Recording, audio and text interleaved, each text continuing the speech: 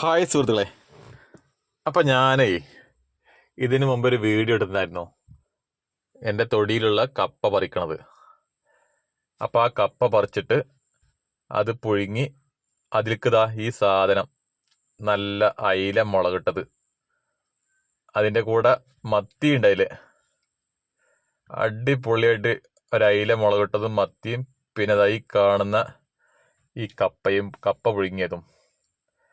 ഇതിങ്ങനെ അത് വേറെ വേറെ തന്നെയാണ്.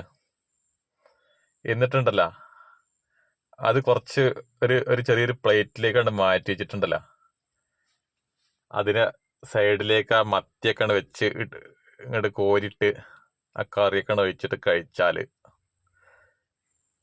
അതൊരു വേറെ ഒരു നൊസ്റ്റാളജിയാണ്. പിന്നെ ഈ വീഡിയോ കാണുന്നവരുണ്ടെങ്കിൽ തീർച്ചയായിട്ടും കമൻറ്റും ലൈക്കും വേണം. എൻ്റെ ചാനൽ ഒന്ന് സബ്സ്ക്രൈബും ചെയ്യണം.